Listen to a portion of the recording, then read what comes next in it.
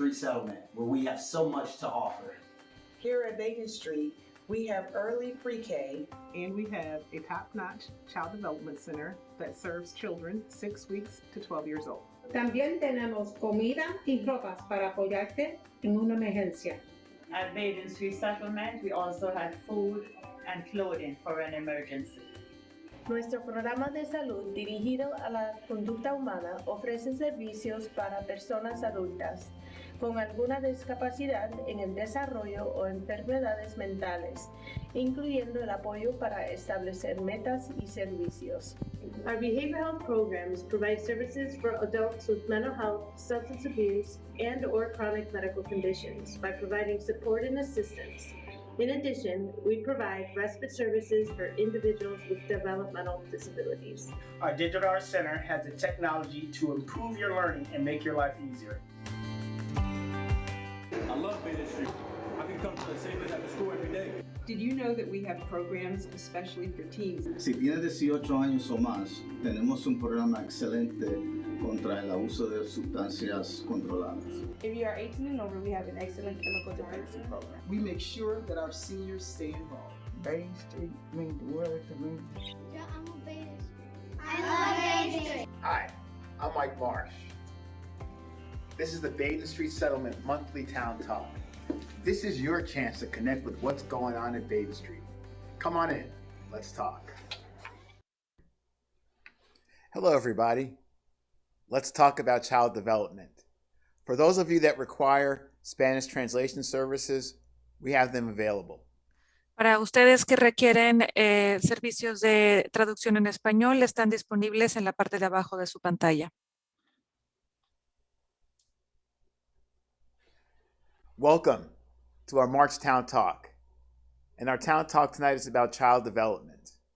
We're going to start with a presentation by James C. Smith, President of Nativity Prep.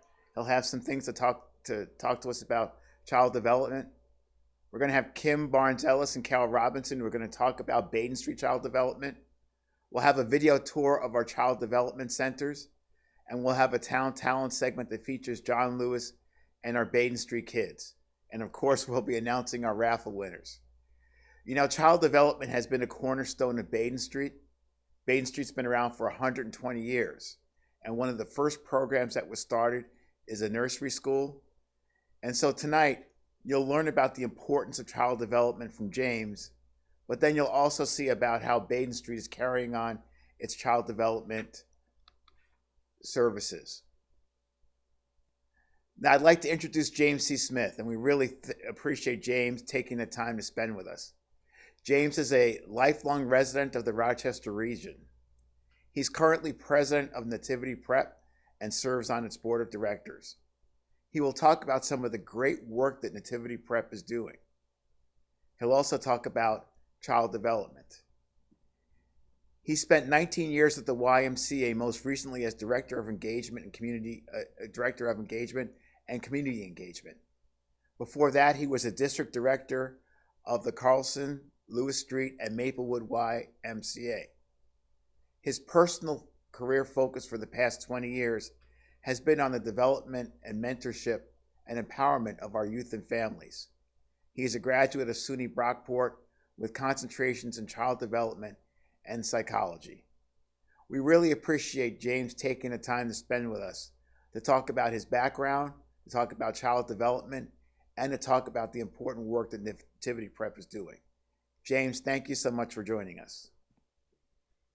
Michael, thank you so much for having me.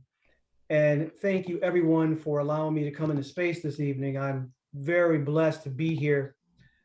I think we have an outstanding opportunity to have a conversation not only about development, but also how we connect as a community and how early childhood education programs feed into where we want to take this city. Where do we want to take this community? And so I couldn't start a conversation about child development or about early childhood education programs without talking a little bit about my journey through child development. So like Mike said, I'm a child of Rochester. Matter of fact, I'm a child of the 80s and 90s in Rochester. And I wanted to point this out specifically around my development and some of the obstacles that I faced and how they really molded me, good, bad, or both, to the man I am, into the man I am today. So let's paint a picture. Let's walk back a second here. If you can take this journey with me. One of the first key factors in my childhood development early on was inconsistent housing. I remember early on as a toddler preschool age, I remember the visuals of being with my mother and bouncing from stoop to friend's house, to family's houses, to rest our heads. For a time between my mother and my grandmother, there was some friction. And so we didn't have a place consistently to stay. Think about the age I just shared with you. We know in Rochester right now, this is an age that many of our families and the children they have are dealing with inconsistent housing and how that will impact someone's development. The next one that fed right off that for me and for my mother specifically was food insecurity. Not knowing where the next meal was going to come from.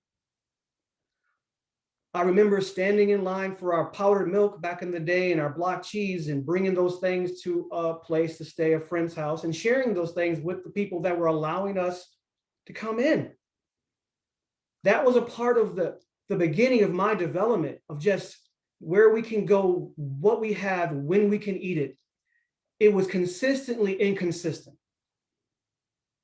Now, this started to change when my mother and my grandmother, God bless her soul, started to have a reconciliation. And we began to stay on Brown Street. So that's my neighborhood that I reflect on the most. West Main, Brown Street, Genesee Street, Bull's Head Plaza. That's the heart of my journey. But here, I remember the next step in this development, now that I'm 4, 5, 6, right now we're moving, is the access or the adequate access to productive educational environments. So let me just explain that from my perspective a little bit. From my grandfather's and grandmother's house, and soon when we arrived there, unfortunately, my grandmother passed away. Within months of me and my mother becoming residents with my grandparents, she passed away. As we're leaving that home, as I'm leaving that home and linking up with my best friends, my 3 amigos on Brown and Eddy Street, what we're passing from our homes to our elementary school at the time, because we're walking, because we're within that range. The hopelessness, the drugs, the desperate situations you find, the inequities, the structural inequities, the historical inequities were playing out in front of us.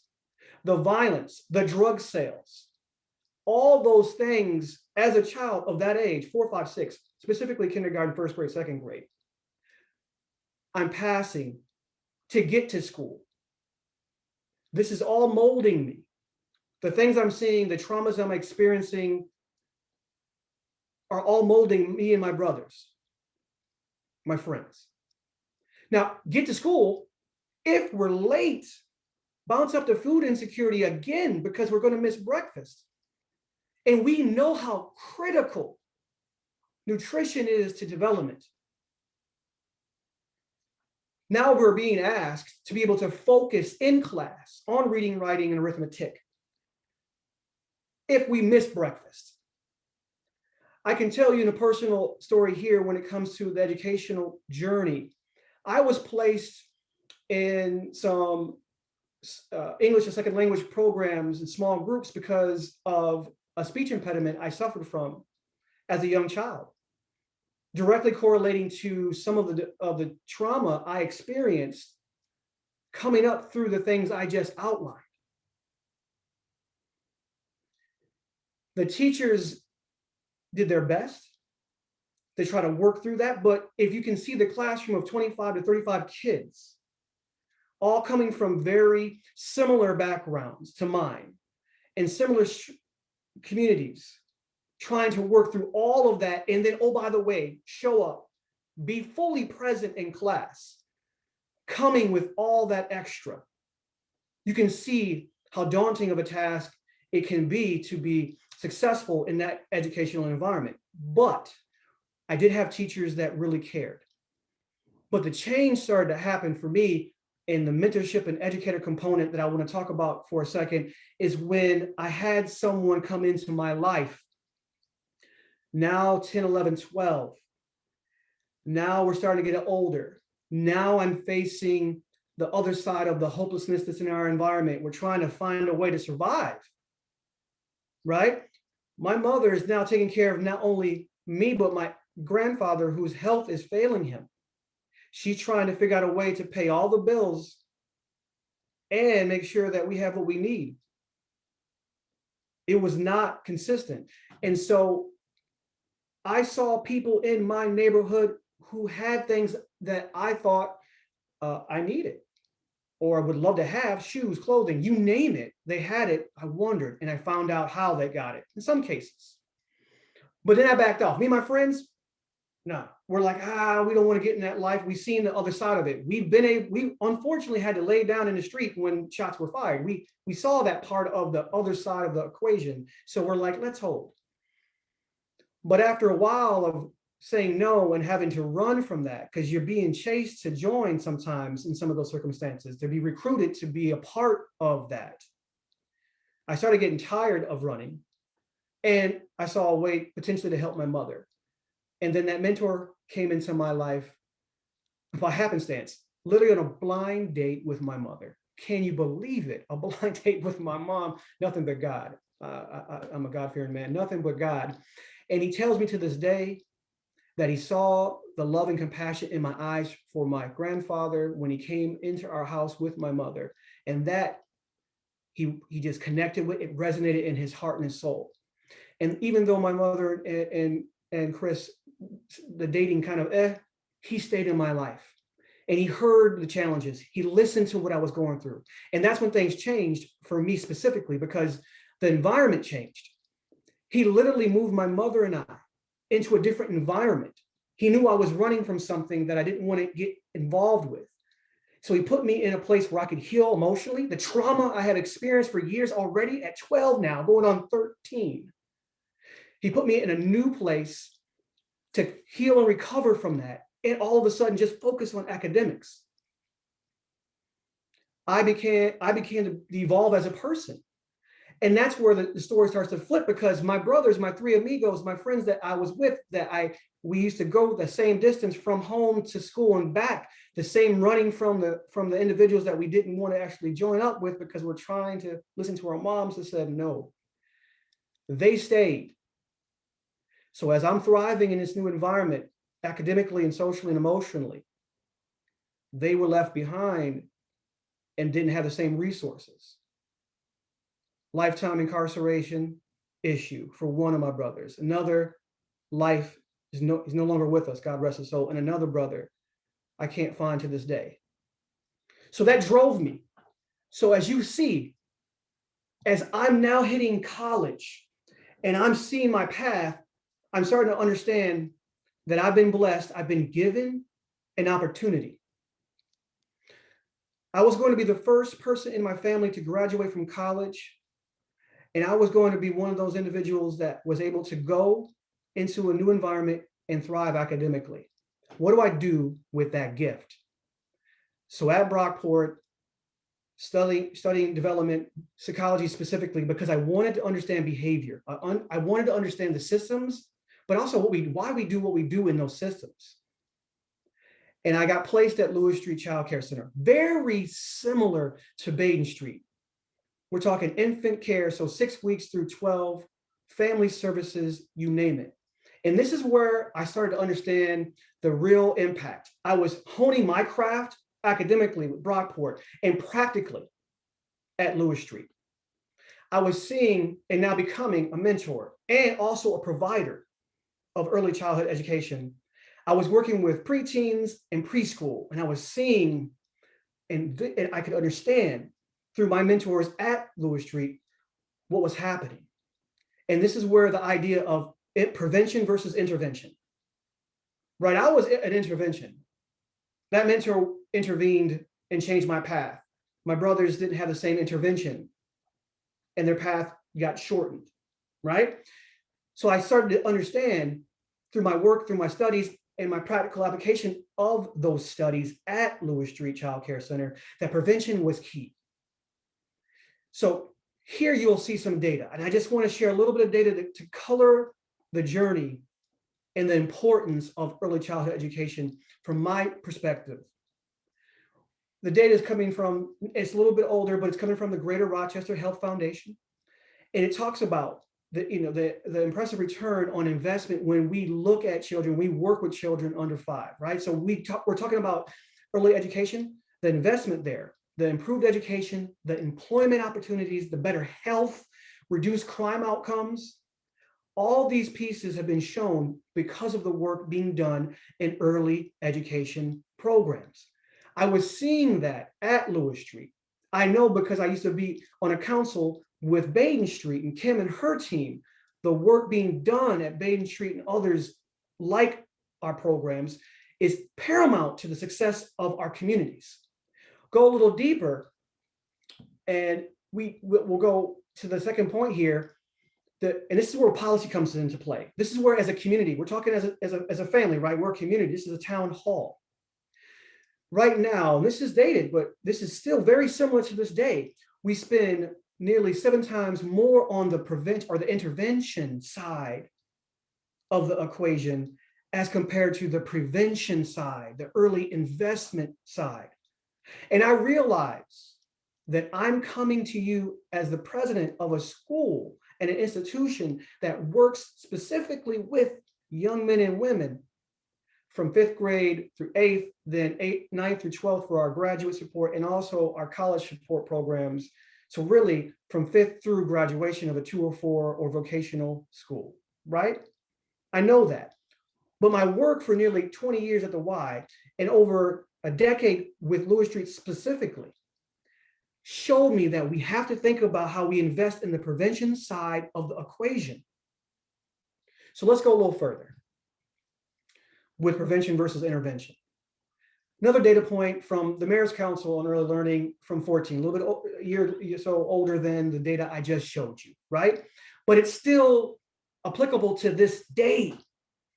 So it talks about over 60% of the students score below average on what we call a Brigance early learning or early childhood screening. It's a tool, everybody. It's a tool. And Kim will speak to this, and others from BadenStreet will speak to this. It's one of the many tools in our toolbox to help assess a child with the family to find out where we can help build on their strengths, right? So we can help get them where they want to be, should be, the family, to unleash that power, that potential, right? Go a little deeper, and I want you to see this. By 3rd grade, only 6% of those students were proficient in reading. Let that sink in for a second, and this is older data, 6%. So there's some nuance here, and I want to color that. I want to put a little life to that. From my own journey as a professional in this field, first as an assistant director, and then as a center director specifically, I've talked to hundreds of families about the tests or the assessments of the Brigance or an ITERS, which is for infants, ECHRS, these various assessments that we do as providers to work with families to find out how we can best serve. And this didn't come home as I'm having these conversations, because really it comes down to this: relationships with our families. It didn't come home for me until I realized that my son's provider at Lewis Street recognized that through a screening tool that he needed additional support with speech. And here's where I want to paint the picture here and fill in the blanks between 60 and 6. As a father, as a parent, as a man of God, and as a Black man in this community, coming from where I came from, my flesh told me that I did something wrong, that the screening is saying there's something wrong with my baby. I went immediately to the negative perspective as a parent.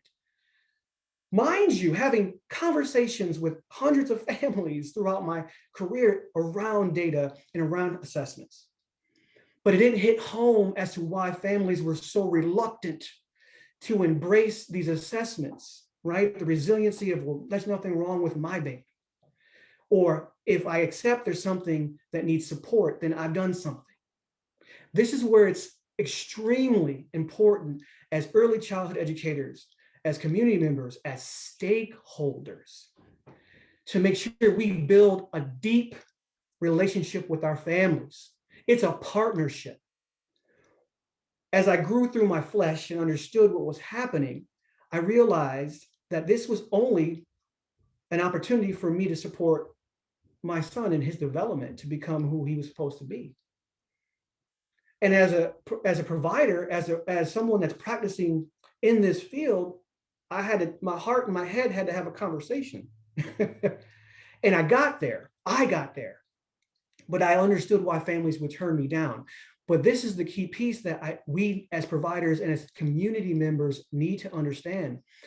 When I accepted that support and we got the additional speech in play, and then learn other skills that we can incorporate at home as a young father, my son is flourishing.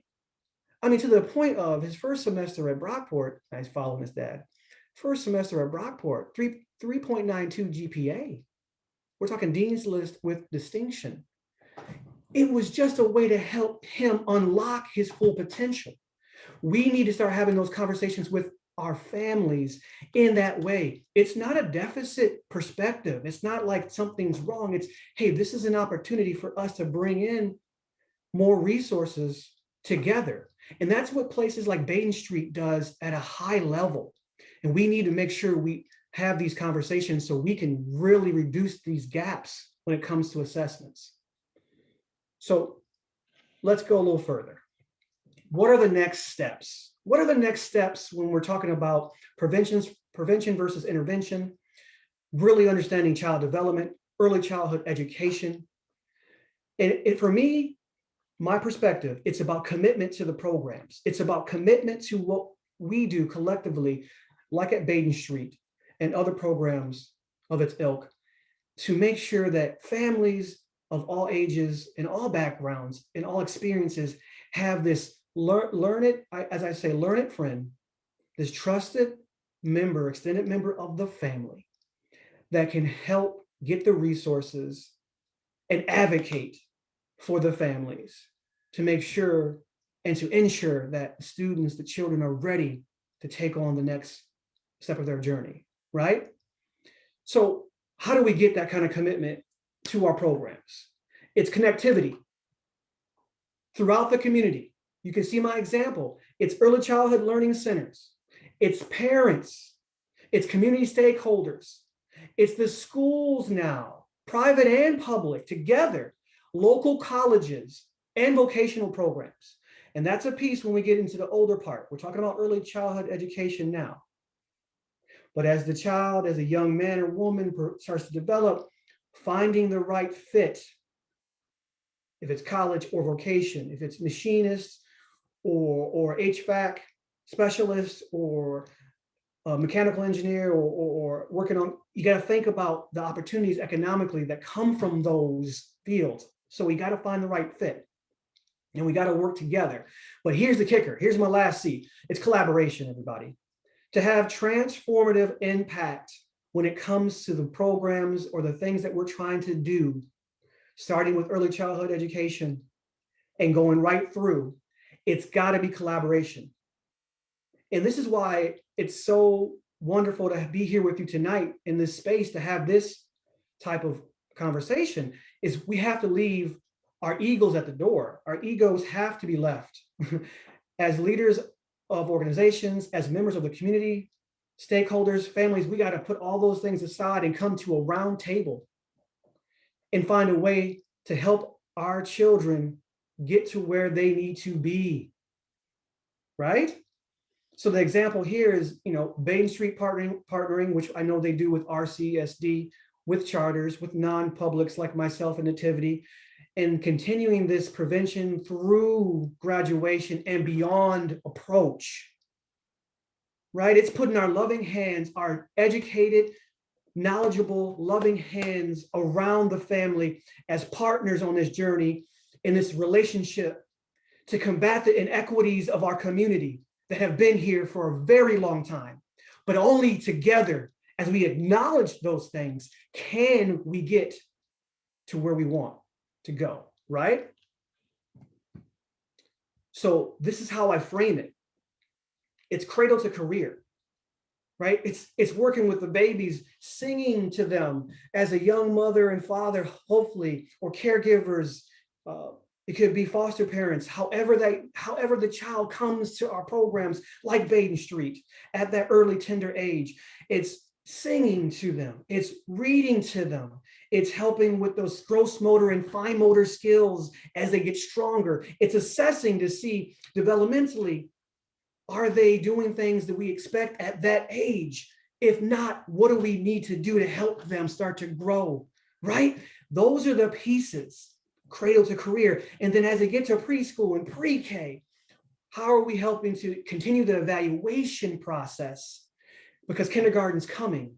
And then we know what we need to be, because by third grade, those benchmarks are in place. But it doesn't stop there. And for me specifically, as the president at Nativity, how do we fit in? Because I'm saying to everybody here and to the community, to all leaders in the field, my ego is at the door. I want to be able to fit and find a place where we all can work together. If that's sharing what we do at Nativity with other schools, private, non-publics, what have you, then that's what we're going to do. Because I can't serve 24,000 students, right? But we got 24,000 young people in the district, so to speak. And how do we do that with all of us working together to be best in class? But from my perspective, just to share with you all, to have a conversation to reflect on, to think about how we can fit in this process. This is who we are. And I want to make sure I paint that picture for everybody. We are a tuition-free, donor-funded Catholic middle school at our base. What's that mean? It's about educational equity for me. My primary number one responsibility is to friend raise and to fundraise to mitigate costs. I want to give our students the best education possible, building individualized education plans around each of our students so they can find their power and they can fly. And I don't think you have to, that means if you're born in 14605 or if you're born in Pittsburgh, I want you to have the same access to those resources. And so in Nativity, our focus is to level the playing field, to create educational equity. And it's for all faiths. As a God-fearing man, as a follower of Jesus, it is for all faiths. I want to live and breathe and walk like he's taught me. And that means inclusion and acceptance and bringing everyone to the table. Nearly 100% of our students are from the Black and Brown community. This is a really, really important moment for our community as a whole. How can we help get there? As you can see some of the data, our attendance rate, we're 5-day in person 5 days. We have worked diligently to invest to make sure kids can get there every day safely. We have a health and safety protocol from the bus back to the bus to be as safe as possible for our staff and students and their families. We have an extended day. Right now it's a virtual extended day, so 7:30 to 2, and then from 3 on to 5, we do our virtual enrichments via one-to-one Chromebooks and technology that we've invested to make sure our students have the best. And one of the things I want to point out is over 50% of our students are achieving honor roll, high honor roll, and high honor roll with distinction. They're doing it. And it's not anyone coming in and saying like, oh, I got to save you. That potential is there. It's been there. We're just unlocking it. We're just giving them the keys to open up that door. If I'm sitting before you today at this town hall as the president of an institution coming from the streets of Brown and West Main, dealing with what I dealt with, it was in me. But we need to make sure we're collectively thinking together, right? Starting early, prevention, moving right through. Again, we work with our partners to scholarship our kids to our high schools too, but finding the right fit is important. So McQuaid, Mercy, Bishop Kearney, Aquinas, but beyond, if it's East High, if it's Rochester Prep, if it's you name it, Monroe, like we're going to find the right fit for the student so they can really flourish. And then of course, the model I wanted to share with you all is that it really is a 4+4+4 model. I have staff that invest in the base, the campus. I have staff that invest in our high school students. So we're partnering with the families' continuation.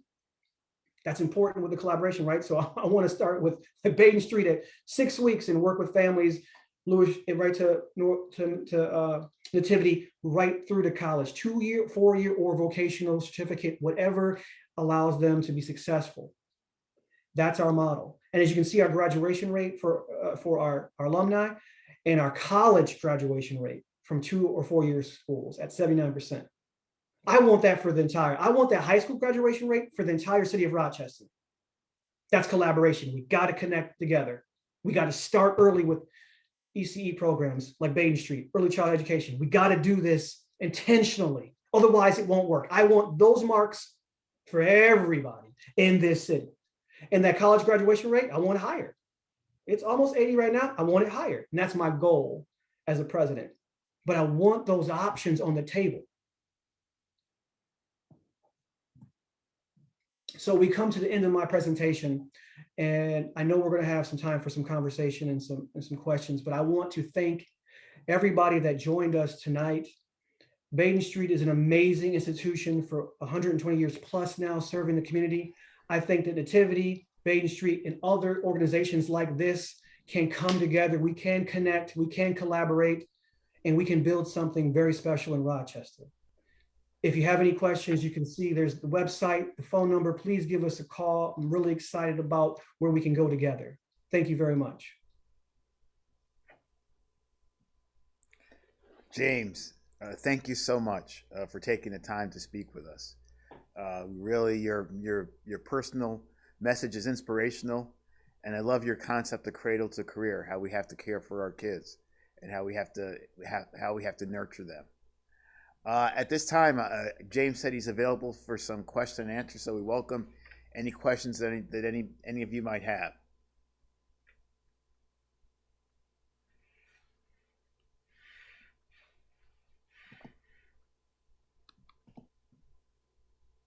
So James, tell us about how about Nativity Prep and how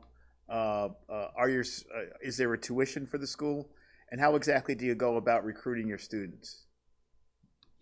Yeah, Michael, great question. So there's the tuition we cover. We fundraise for the tuition. There's an activity fee of roughly $25 a month for families for incidentals like pencils and paper. But to be transparent, if any of my families come to me and say that's a hardship, which families have come to me specifically this year as we work through the pandemic, I find ways to cover that as well. I want to mitigate any gaps when it comes to, or close that, any obstacles, so to speak, to get to where we want to be for our families. So that's not on the table. We'll definitely take care of that if a family needs that support.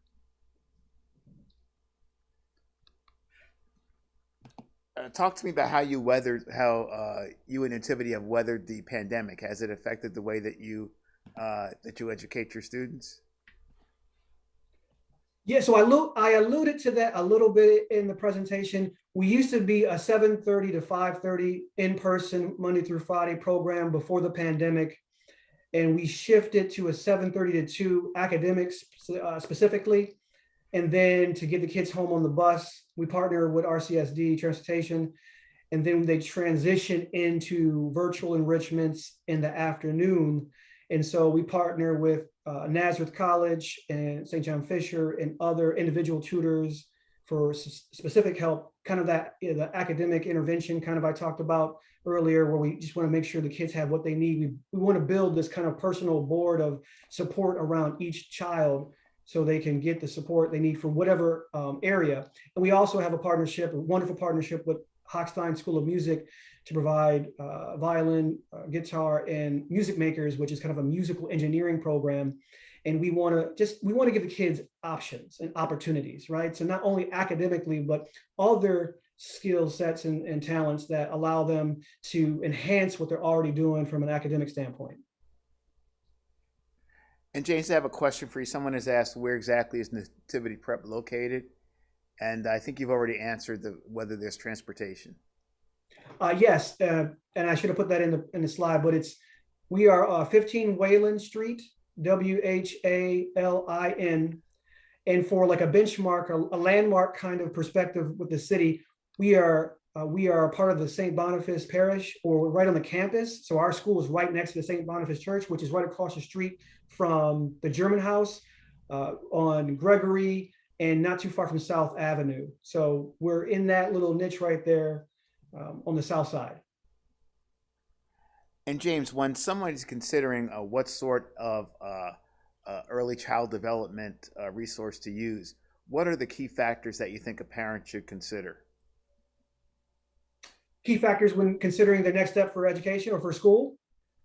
For early childhood education. Oh, for a parent, you know, from my perspective, you know, sharing the story with my 2-year-old, you're looking for a nurturing and loving environment, right? So as a parent, you really want to, when you come in for that tour, if you come to a place like BadenStreet or Lewis Street, you know, and you're meeting the providers, the teachers in the classroom, and the support staff, you're looking for that nurturing, loving environment, right? When you walk around, you're seeing some of the other kids in program, you want to have that feel that, okay, look at the kids laughing, giggling, being redirected sometimes, because we got to redirect when kids, you know, they need it, but you're looking for that. And also ask the questions about, you know, the nutrition program.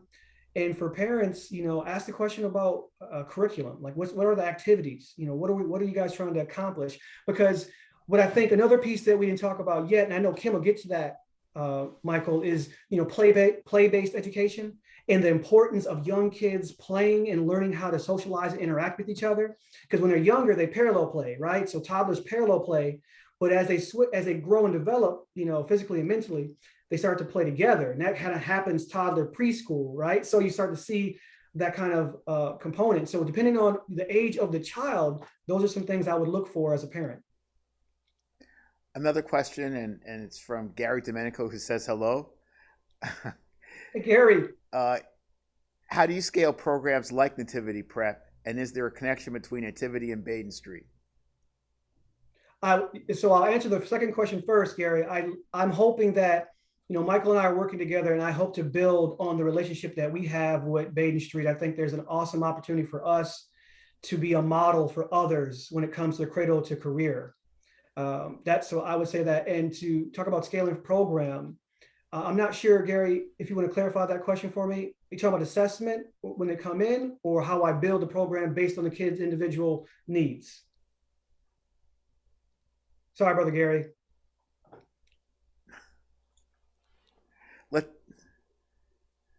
Build to handle more kids. That you want me to scale up also. So capacity building. That's exciting, Gary. So right now we serve 60 kids on campus because of COVID, right? So we were able to give each age group 2 classrooms to spread out 6 feet apart, plus an overflow classroom for them to go into small group. We have the capacity right now to go up to 80 kids starting next September, like without changing anything, 80 kids. So I can literally bring in 20 kids right now.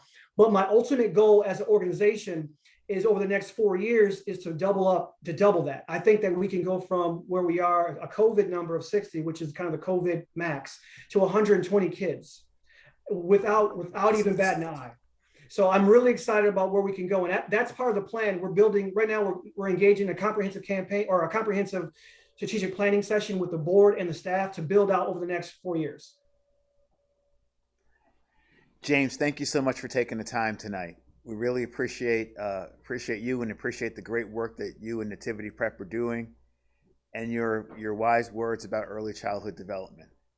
Thank you so much for lending us your time, and you're welcome to stick around and learn some more about what we're doing at BadenStreet Child Development.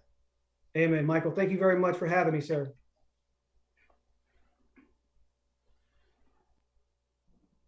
So now the next part of our program, we are going to have a video where we will talk about what BadenStreet Child Development does. And then in addition to that, we'll also have kind of a tour of our facilities. We really feel like we have some of the best early childhood development programs in Rochester. And we feel like it is a true resource for our community. And as I said earlier, it's a cornerstone of what BadenStreet does and has been a cornerstone for the last 120 years. So with that, I'll let you watch these videos. Thanks. Hi, everybody. We're here to talk about child development at BadenStreet Settlement. It's where children play, learn, and grow. I think many of you know that BadenStreet has been around for 120 years. In fact, we're celebrating our 120th anniversary this year. A cornerstone of Baden, though, has always been how we care for children. When BadenStreet first started, we started with a nursery school, and that was one of the essential services that BadenStreet provided. Today, we're proud to offer the very same sorts of child services. We have a daycare, and we also have a pre-kindergarten programs. And these programs really, again, serve as the cornerstone for what BadenStreet does.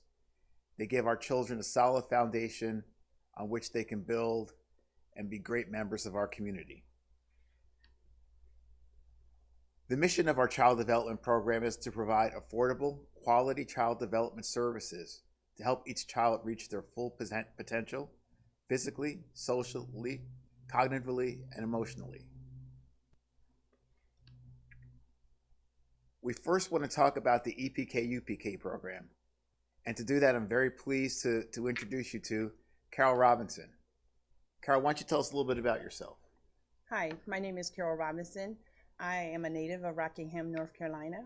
I started at BadenStreet in 1995 as a toddler teacher. I then became the assistant director and the educational coordinator of the daycare program. I then, since then, moved on to become the director of the EPK-UPK program. That's great, Carol. And that's great experience you bring with you. Tell us a little bit about what we do in the EPK and UPK program. EPK-UPK is a funded program through the Rochester City School District. We service children in EPK 2 turning 3 by December 1st and UPK 3 turning 4 by December 1st.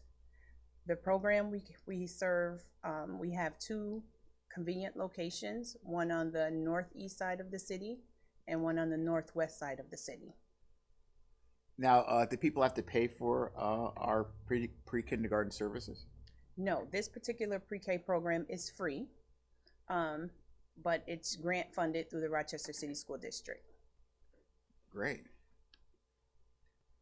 Now, why would you send your child to a pre-kindergarten program? First, it's free, and then your child can be able to be engaged with New York State certified teachers. We provide a healthy breakfast and a lunch for the children. Our classroom sizes and space are creative, exploratory environments that foster learning. That's great. And what are some of the benefits that people have in EPK-UPK, or the kids have in EPK-UPK? So the benefits of being a part of the EPK-UPK program is that the UPK students that are 4, we provide free transportations for them. The children are screened for hearing and speech. The Rochester City School District provides free internet services, which is called MiFi, and the students are given free laptops. The students are engaged with bilingual teachers, just in case they have an English language barrier. We provide a healthy breakfast and a lunch.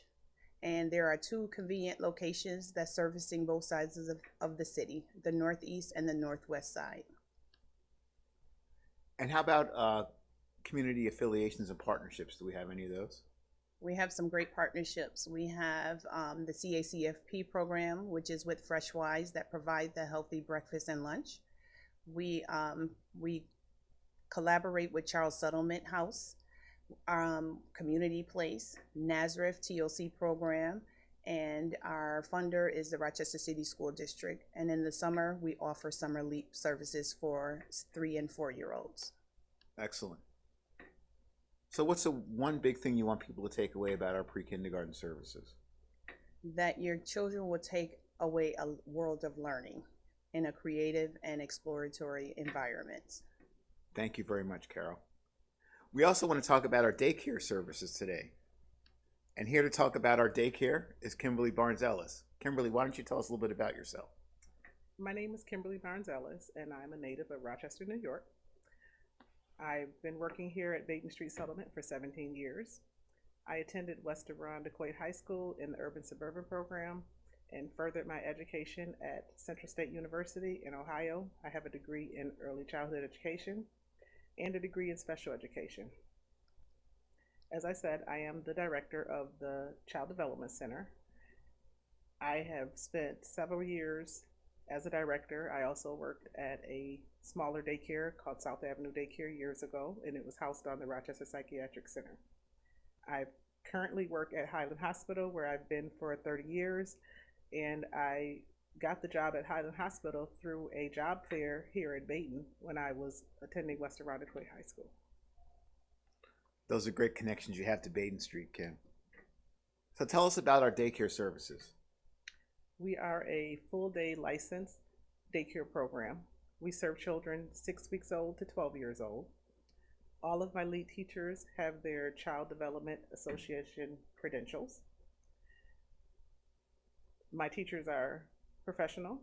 We maintain a safe and healthy learning environment for our children. We support the children's social and emotional development, and we create well-run programs.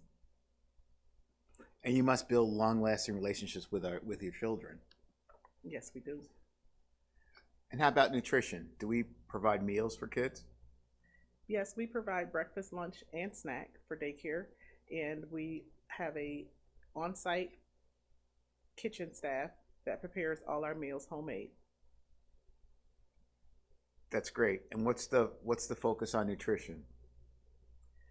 The focus on nutrition is that we make sure that the children get to explore different meals. On Tuesdays, we have Taco Tuesdays. On Wednesdays, we cater to our bilingual families, and we have all kinds of beans and rice dishes for our children. Oh, that's excellent. And I can testify that there's some good cooking that goes on over at daycare.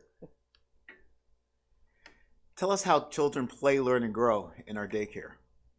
Through play, we have a game room that the children are able to go to. They also go on field trips.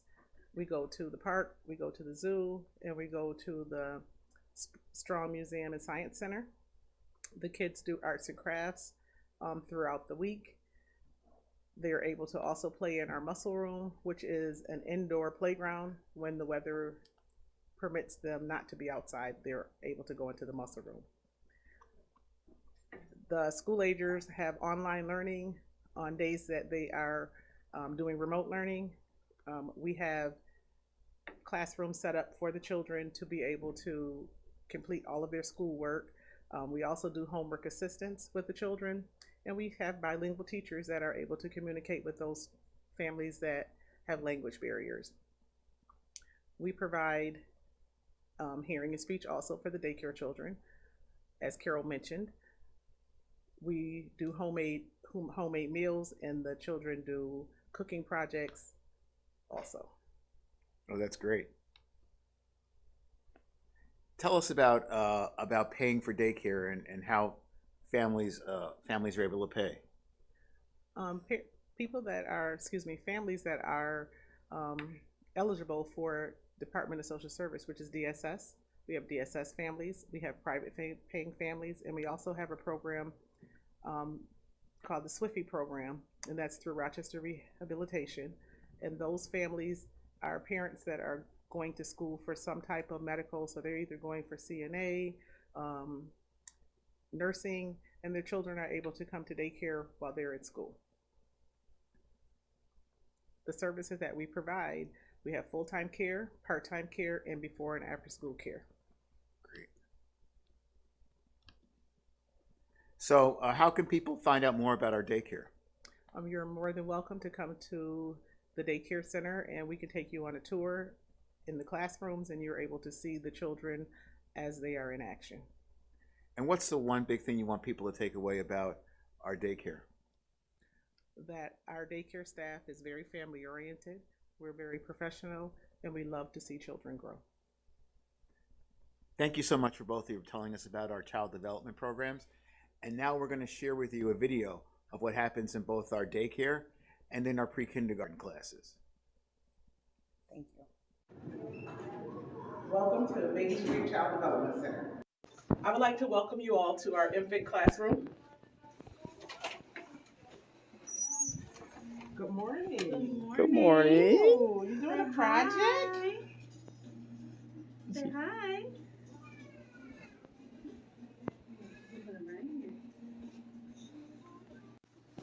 And now we're entering our toddler classroom. Oh, our toddlers are busy doing a project. Looks like they're doing a pot of gold. Now we are in our muscle room. Our muscle room is like a indoor playground where we have bikes and we have slide equipment. We have mats that the kids can play on, basketball hoops that the boys love, scooters, and so forth. Okay, now we are entering on our preschool side of the building. This is our EPK1 classroom. Good morning. You ready to put the toys away so we can do our second small group? Yes, and you guys remember what? This is my EPK2 classroom. These children are also doing activities. They're doing their schoolwork. Good morning. Good morning, Kim. Now we are walking into one of our universal pre-K classrooms. These classrooms are geared for our 4-year-olds. Good morning. How are you? This is UPK1. Montrese looks like he's over here painting. Now we're walking into another universal pre-K classroom. Put it over here. And looks like Miss Nicole is doing, she's doing small group and she's also doing Zoom at the same time. You're multitasking. This is Universal Pre-K Classroom 3. Oh, that's fantastic. That looks so great. So here's my cat in the hat bow tie. So we have the teacher over doing Zoom, but the children are doing remote only. Look, and I'm going to glue it right down on the bottom of my cat in the hat. My cat in the hat. Yep. Now we're in the office. The office is where we make it happen. Me along with my office administrator, Patricia Moody. Hi.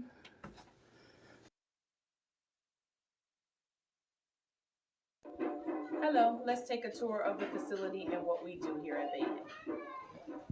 We have the teachers who meet daily. This is their office where they meet daily to plan, to do lessons, and to do their virtual activities with the children on their remote learning. Here's one of the UPK classrooms that your children would be engaged in. It's a world of beauty, exciting colors, activities, computers. We have, each child has their own pod where they create this learning environment that we provide here at Baden. Now, what's the age for the kids that you cater to? In this classroom, the children can be 4 years of age. Now we'll go over to the exciting 3s where they're having music lessons. Hi, this is Miss Sarah, and these are our 3-year-olds, our youngest of the youngest. play. They're like, he wants to pose.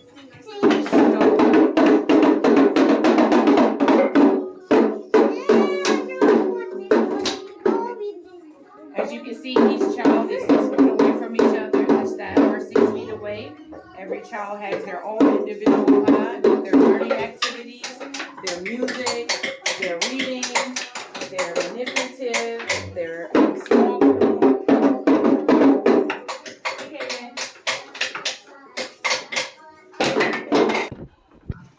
As we enter this room, we have our 4-year-old classroom, Miss Shelley, Mr. Lockett, and we have Miss Lanaya, one of our students who are actually online with her therapist doing speech.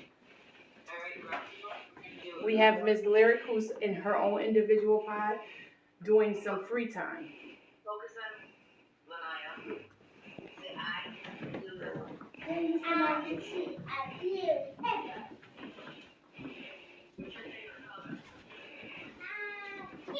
And this is the world of Baden and Charles EPK UPK program.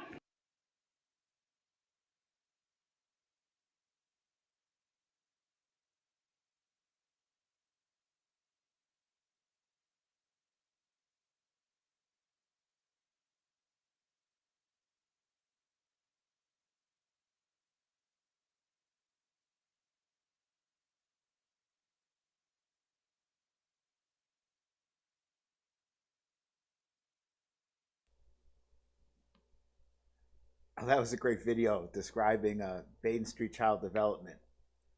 And I can tell from that video that we have a future drummer that's currently enrolled. So tell me, what are your hours of operation for daycare and pre-kindergarten? Daycare, we're open at 6:15 and we close at 5:45. EPK and UPK program hours are 9 to 3. Maybe you both have a question here. Talk about the BadenStreet child development tradition. Like, are there kids who have gone through and now teach? Well, we have some children that have been at BadenStreet for probably like 25 years who have came back to teach. One of them is my son, Marquise Robinson. Another student of ours is Amir Ellis, who's Kim's son, who went on to get their CDAs and they're furthering their education in child development. What's the best way to find out more about the daycare and enroll your kids? I would say the best way is to just call us. You can come in and you can take a tour. You can call and we can answer any questions that you have pertaining childcare or the EPK UPK program. And what's the best time to enroll a child? Well, with EPK UPK, we start open enrollment in the mid-March era, and for daycare, it's 24 hours every day, Monday through Friday. Excellent, excellent. Anything else you want to tell us about daycare or pre-kindergarten? We have openings in all of our classrooms, infants, toddlers, and school age. So you guys come on out, bring your kids. Excellent, excellent. Well, thank you so much for sharing information about our child development services. Oh, will there be scheduling tours within the next month? Yes, we have a reopening and COVID plan in place. So you would have to give us a call so we can make sure we can schedule that appointment. Okay, excellent. Thank you very much, Carol and Kim. Really appreciate you and the great things that you do for our child development. And thank you very much for taking the time to educate our community. Thank you. And now we're going to have a little bit of fun. We'll have the Town Talent segment where Mr. John will show you some of his talents, but it would also feature the BadenStreet kids and maybe even that drummer that we saw in the early video.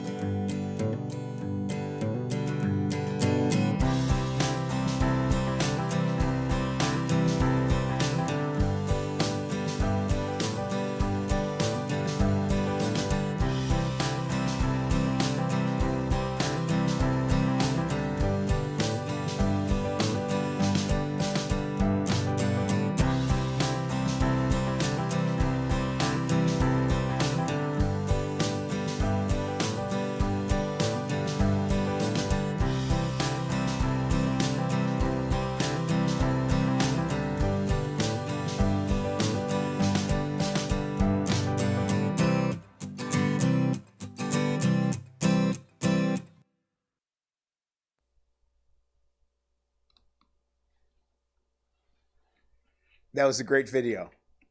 And the next thing I want to do is announce our raffle winner. Drum roll, please.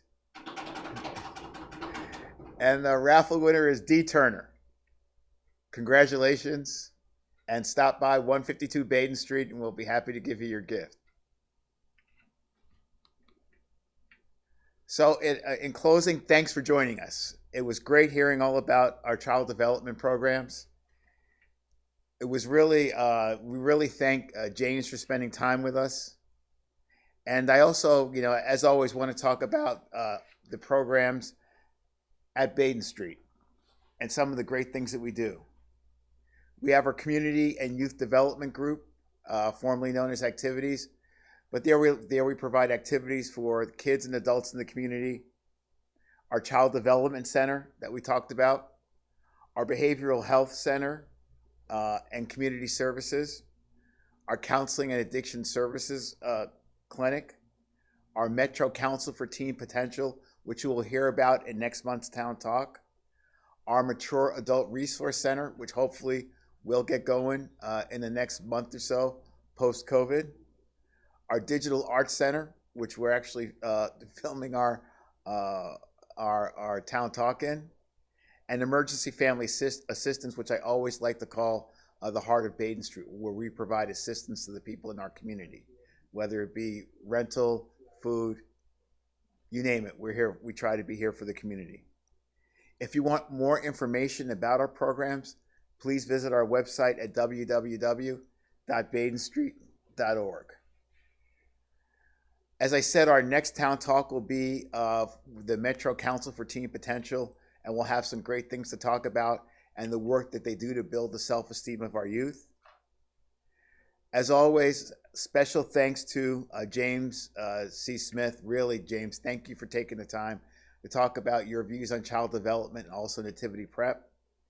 And then special thanks to our crew, Davis, Lee, Aaron, Christina, Laryssa, Richelle, Kim, and Carol. Thank you so much for everything you did to make this Town Talk reality. And I also like to welcome Lydia to our Town Talk team. My last message for everybody is get your vaccine. You know how important that is to our community. It's not just for you, but it's for everyone. Your mom, your dad, your aunties, your uncles. Get vaccinated and it helps the community. Thank you so much for coming to our Town Talk, and I'll see you next month.